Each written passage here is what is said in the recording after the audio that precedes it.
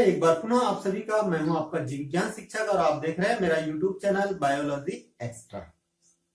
आज के इस वीडियो लेक्चर में हम बात करने वाले हैं प्लाज्मिड की। प्लाज्मिड क्या होते हैं, कहाँ पाए जाते हैं, इसके अन्य कौन कौन से नाम होते हैं, इसकी क्या परिभाषा होती है, इसकी हिस्ट्री क्या है, इसकी स्ट्रक्चर क्या है, इसकी कौन कौन सी विशेषताएं हैं, कि कौन कौन से प्रकार की प्लाज्मिड पाए जाते हैं और इसका क्या उपयोग है, इन सारी चीजों पर चर्चा आज के इस वीडियो लेक्चर में करने वाले हैं। तो चलिए स्टार्ट करते हैं आज का वीडियो लेक्चर प्लाज्मिड। जैसा कि आप लोगों को मालूम है, कोशिकाओं के अंदर जेनेटिक मटेरियल या तो केंद्रक के अंदर पाया जाता है या साइटोप्लाज्म में बिखरा हुआ पाया जाता है। केंद्रक के अंदर बाउंडेड जेनेटिक मटेरियल यूकेरियोटिक कोशिकाओं की विशेषता होती है, जबकि साइटोप्लाज्म में बिखरा हुआ जेनेटिक मटेरियल प्रोकैरियोटिक कोशिकाओं की विशेषता होती है। और प्रोकैरियोटिक कोशिकाओं में स्पेशली हम बात करेंगे मोनेरा की। तो मोनेरा में साइटोप्लाज्म में यह बिखरा हुआ पाया जाता है, चाहे कोशिका कैसी भी हो, प्रोकैरियोटिक हो या यूकेरियोटिक हो। जब किसी कोशिका में उसके वास्तविक जेनेटिक मटेरियल के अलावा अन्य डीएनए साइटोप्लाज्म में बिखरा हुआ पाया जाता है, तब इस प्रकार के डीएनए को प्लाज्मिड कहा जाता है। यहां पर ध्यान रखिएगा कि प्लाज्मिड क्या है।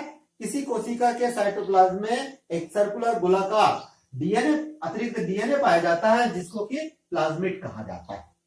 अगर आप देखें तो यहां पर हमने लिखा है कि कुछ जीवों में उसके सामान्य डीएनए के अतिरिक्त, कुछ जीवों में उसके सामान्य डीएनए के अतिरिक्त एक छोटा डीएनए कोशिका द्रव में पाया जाता है, जिसे प्लाज्मिड कहते हैं। डायग्राम में भी आप देख सकते हैं, ये एक सामान्य बैक्टीरिया का डायग्राम है और बैक्टीरिया के डायग्राम में हम देख रहे हैं कि यहाँ पर इसका जो जेनेटिक मटेरियल है, जो सामान्य डीएनए है, ये साइटोप्लाज्म में बिखरा हुआ है। लेकिन इस डीएनए के अतिरिक्त भी यहाँ पर कुछ सर्कुलर डीएनए पाए जाते हैं और इन सर्कुलर डीएनए को ही प्लाज्मिड डीएनए कहा जाता है।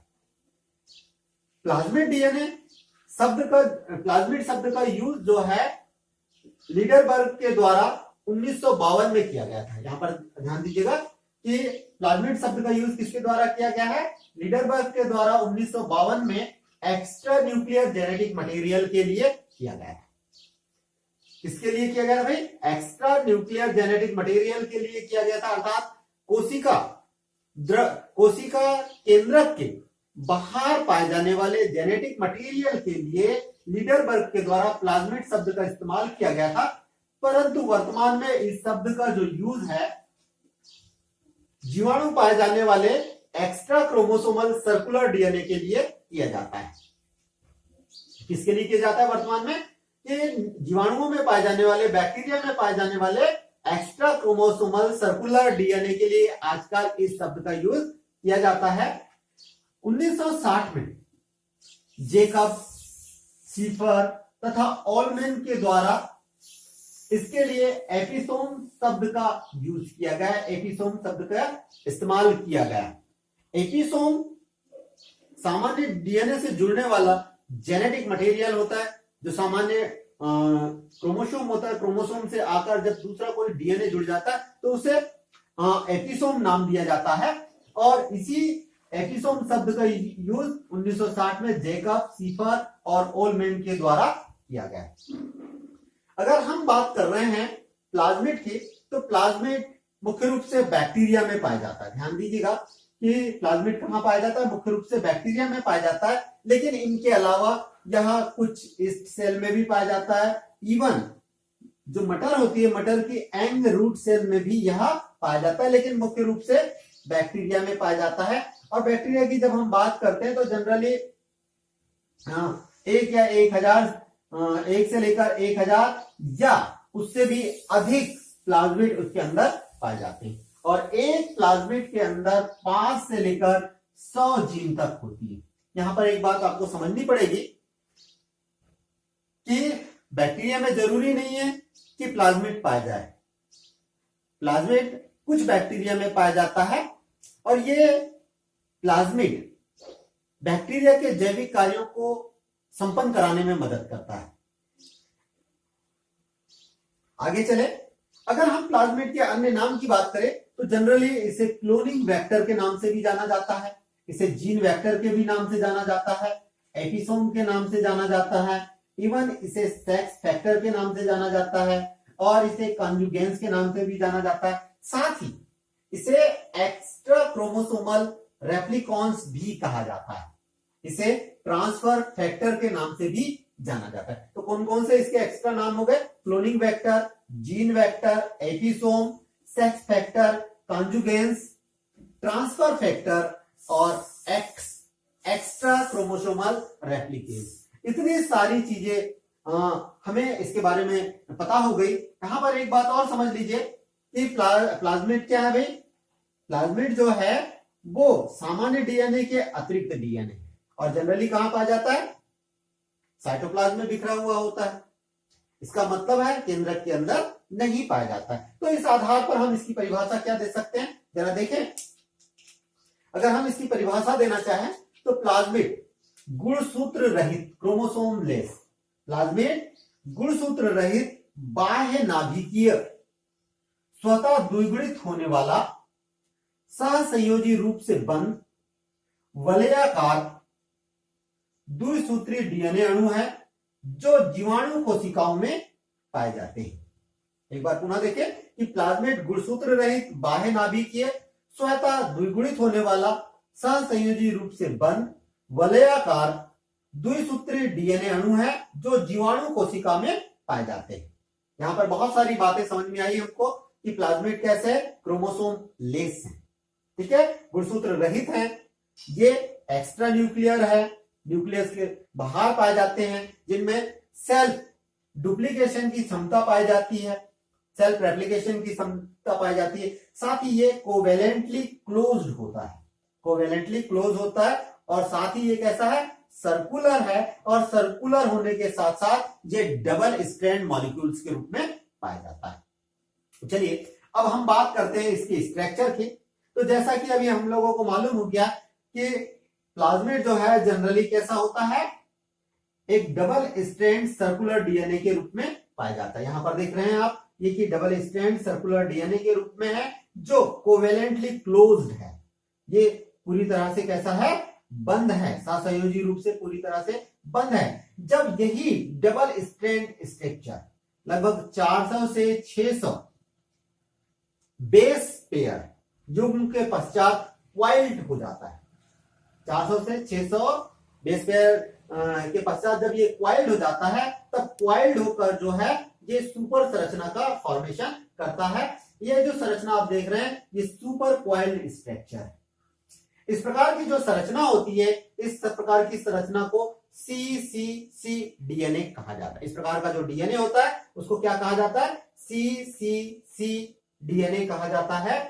कोवेलेंटली क्लोज्ड सर्कुलर डीएनए कहा जाता है।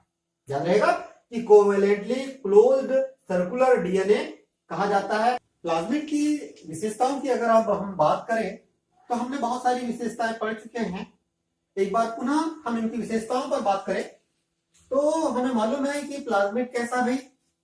Extra nuclear circular double strand DNA के रूप में पाया जाता है। ध्यान रखिएगा कि ये कैसा है? Extra nuclear circular double strand DNA के अणु है जिसका आकार सामान्य डीएनए से छोटा होता है, ठीक है, मॉलिक्यूलर वेट भी डीएनए से छोटा होता है। यहां कोवेलेंटली कैसा होता है? क्लोज्ड होता है, ठीक है। दूसरी विशेषता की बात करें तो इसमें सेल्फ रेप्लिकेशन करने की क्षमता पाई जाती है, द्विगुणित होने की क्षमता पाई जाती है। तीसरी विशेषता की बात करें तो प्रत्येक प्लाज्मिड में अतिरिक्त डीएनए के साथ जुड़ने की क्षमता पाई जाती है। यहां पर ध्यान रखिएगा कि अन्य डीएनए क्रोमोसोमल डीएनए के साथ इसमें जुड़ने की क्षमता पाई जाती है और इसी के कारण से इसका एज अ वेक्टर के रूप में इस्तेमाल किया जाता है। एक बात और देखें, चौथी विशेषता की बात कर लें। प्रत्येक प्लाज्मिड में बैक्टीरियल कॉन्जुगेशन के समय एक बैक्टीरिया से दूसरे बैक्टीरिया में ट्रांसफर होने की क्षमता पाई जाती है। दो बैक्टीरिया जब आपस में जुड़ते हैं तब उनके बीच में जेनेटिक मटेरियल का ट्रांसफर होता है, और यही जेनेटिक मटेरियल के ट्रांसफर में प्लाज्मिड ट्रांसफर करने की क्षमता रखता है, और वहां जाने के पश्चात एक कोशिका से दूसरी कोशिका में ट्रांसफर होने के पश्चात वहां पर भी रेप्लिकेशन करने की ये क्षमता रखता है। इस प्रकार का जो ट्रांसफर है यह यूनिडायरेक्शनल होता है, एक दिशीय होता है। एक और विशेषता की बात करें, कोशिकाओं के लक्षणों को प्रभावित करने की यह क्षमता रखता है। कोशिकाओं के लक्षणों को प्रभावित करने के, फिनोटाइपिक लक्षणों को, फिनोटाइपिक कैरेक्टर्स को प्रभावित करने की क्षमता रखता है। साथ ही कोशिकाओं के बाहर इसका अस्तित्व जो है वो समाप्त हो जाता है। तो कोशिकाओं के अंदर ही ये जो भी कार्य करना है वो कर। टाइप्स ऑफ प्लाज्मिड की बात करें तो कार्यों के आधार पर प्लाज्मिड को अनेक भागों में बांटा जा सकता है। मुख्य रूप से हम जिन प्लाज्मिड का अध्ययन करने वाले हैं उन प्लाज्मिड में F plasmid, R plasmid, col plasmid, TI plasmid, RI plasmid ये प्रमुख हैं। तो चलिए सबसे पहले हम बात करते हैं एफ प्लाज्मिड, या जिसको हम सेक्स फैक्टर के नाम से भी जानते हैं। जनरली क्या होता है कि जो बैक्टीरिया है, बैक्टीरिया में हमको मालूम है कि इसके सामान्य डीएनए के अतिरिक्त एक सर्कुलर डीएनए भी पाया जाता है जिसको कि हम प्लाज्मिड के नाम से जानते हैं। ठीक है, लेकिन कुछ बैक्टीरिया ऐसे होते हैं जिनमें यह प्लाज्मिड अनुपस्थित होता है। ठीक है ना, कि कुछ बैक्टीरिया में प्लाज्मिड पाए जाते हैं जबकि कुछ बैक्टीरिया में प्लाज्मिड नहीं पाए जाते हैं। जब बैक्टीरियल कॉन्जुगेशन होता है, बैक्टीरियल कॉन्जुगेशन होता है तब दो बैक्टीरिया के बीच में कॉन्जुगेशन ब्रिज का फॉर्मेशन होता है, और इसको हम क्या कह सकते हैं, कॉन्जुगेशन ब्रिज या कॉन्जुगेशन ट्यूब। कॉन्जुगेशन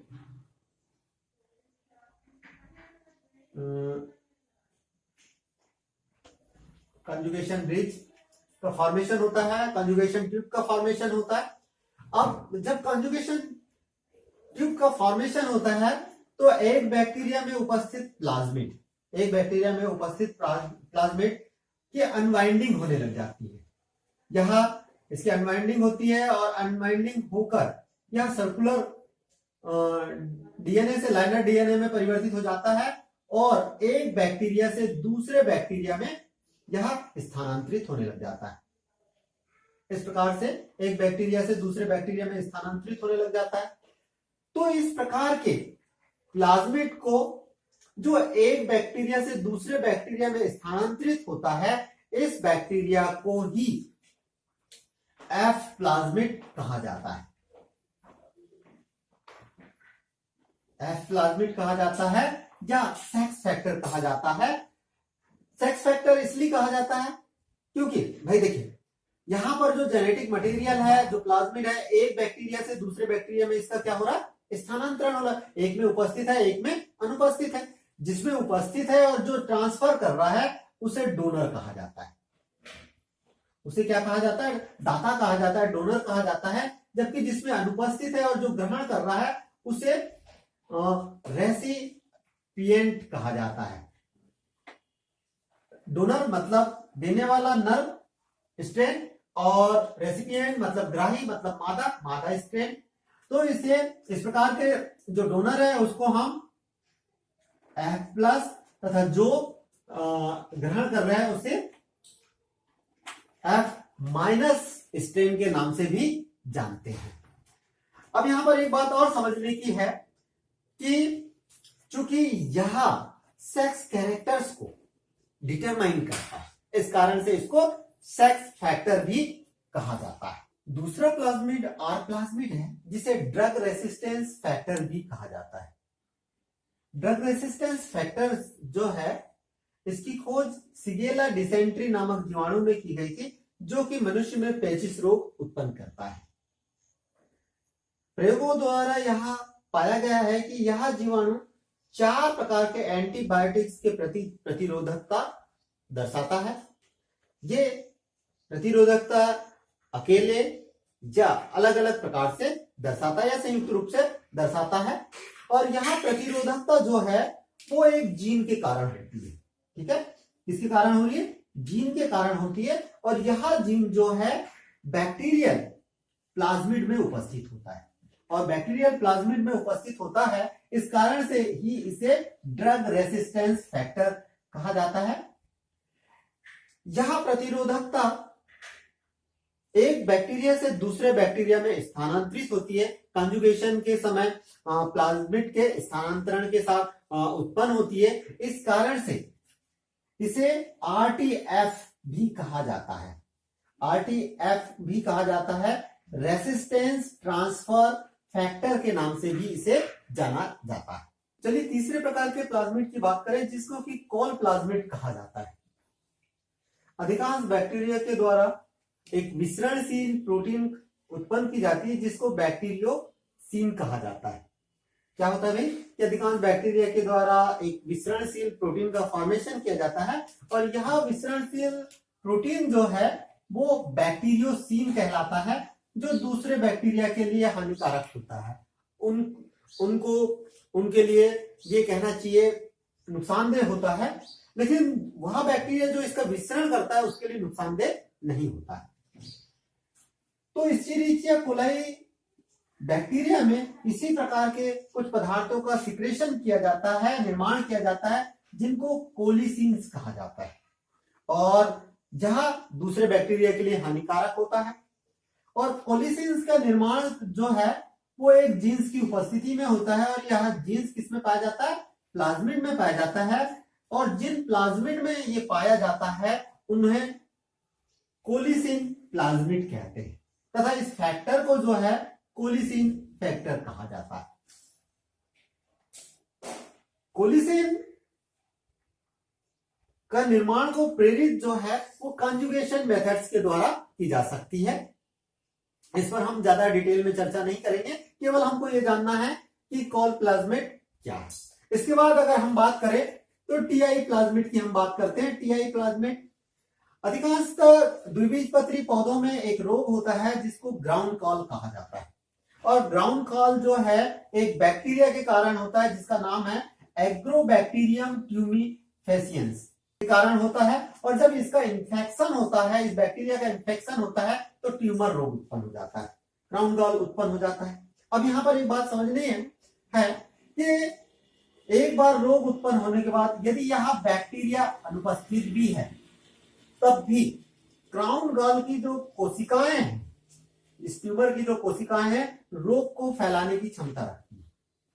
और ऐसा इस वजह से होता है कि इस क्राउन गॉल की कोशिकाओं में एक टिप पाया जाता है। टिप मतलब ट्यूमर इंड्यूसिंग प्रिंसिपल पाया जाता है, और इसी ट्यूमर इंड्यूसिंग प्रिंसिपल अब ये कहां पर हो रहा है भाई? प्लाज्मिड ये कहां पाया जा रहा है? क्राउन गॉल की कोशिकाओं के अंदर पाया जाता है।